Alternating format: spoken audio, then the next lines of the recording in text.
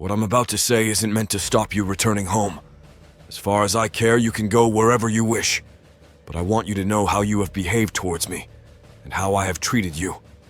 I'll begin, as is right, with my father, Philip. When he found you, you were mere peasants, wearing hides, tending a few sheep on the mountain slopes, and you could barely defend them from your neighbors.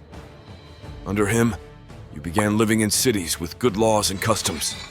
He turned you from slaves into rulers over those very barbarians who used to plunder your land. He conquered most of Thrace, taking the best harbors so there was trade and prosperity, and put the mines to steady work. The Thessalians, they used to terrify you. Well, we rule them now.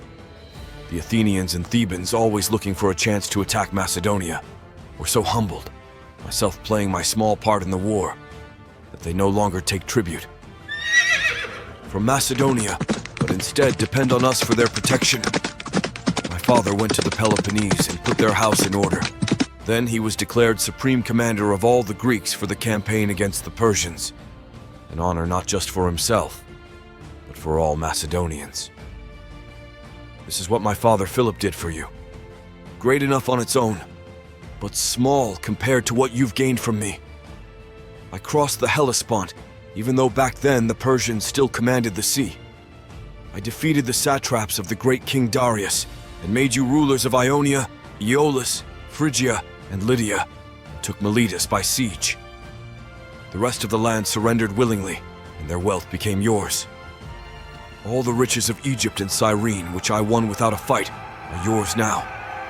Syria, Palestine, Mesopotamia, Babylonia, all belong to you. The wealth of Lydia, the treasures of Persia, the jewels of India and the outer sea.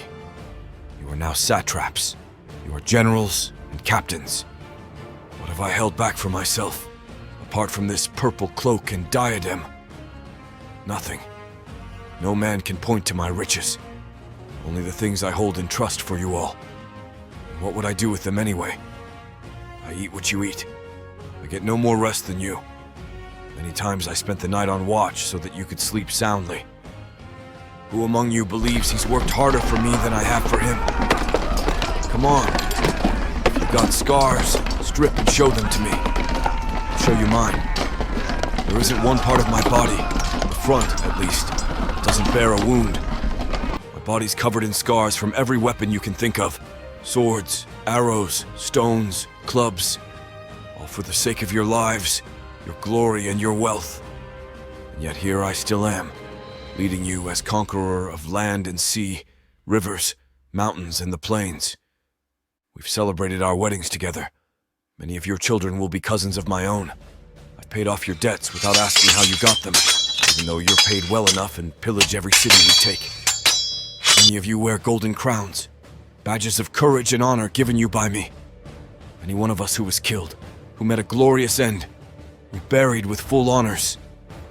Many now stand immortalized by bronze statues in Macedonia. Their families are honored and pay no taxes. Under my command, not one man has been killed fleeing the enemy. Now I wanted to send back some of you who've been wounded or crippled, or have grown old to be welcomed back home as heroes. But since you all wish to go, then all of you go.